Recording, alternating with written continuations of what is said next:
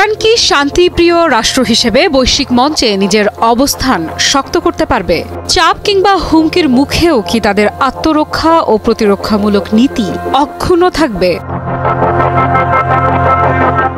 ৭ November ইরানের president Masoud Pezeshkian বলেন, Iran শান্তি চায়, তবে দেশটি চাপের মুখে তার পারমাণবিক ও ক্ষেপণাস্ত্র কর্মসূচি ত্যাগ করবে না। তিনি বলেন, ইরান আলোচনার জন্য সবসময় প্রস্তুত, তবে যদি বলা হয় যে আত্মরক্ষার জন্য বৈজ্ঞানিক ও প্রতিরক্ষামূলক সক্ষমতা থেকে সরে আসতে হবে, তাহলে সেই আলোচনার কোনো অর্থ থাকে না।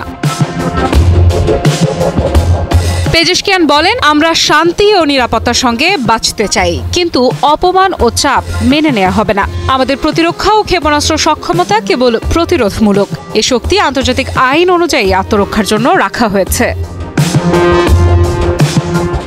পেজেশকিয়ান যুক্তরাষ্ট্র ও ইসরায়েলের নীতি ও কর্মকাণ্ড সম্পর্কে বলেন, ইসরায়েলকে অস্ত্র সরবরাহের মাধ্যমে ইরানের ওপর চাপ সৃষ্টি করা হচ্ছে, তাই তেহরান প্রতিরক্ষার অধিকার থেকে সরে আসবে না। ইরান বারবার স্পষ্ট করেছে যে দেশটির পারমাণবিক কর্মসূচি সম্পূর্ণ শান্তিপূর্ণ উদ্দেশ্যে এবং ক্ষেপণাস্ত্রগুলো শুধুমাত্র প্রতিরক্ষা ও আত্মরক্ষার জন্য। চলতি বছরের জুনে ইরান ও ইসরায়েলের মধ্যে সংঘর্ষের আগে যুক্তরাষ্ট্র ও ইরান পারমাণবিক আলোচনায় অংশ নিয়েছিল। সেই সময় ইরানের কয়েকটি ক্ষেপণাস্ত্র স্থাপনায় হামলা চালানো হয়। তবু ইরান দৃঢ়তার সঙ্গে বার্তা দিয়েছে যে তার প্রতিরক্ষা নীতি এবং পারমাণবিক কর্মসূচি বজায় থাকবে।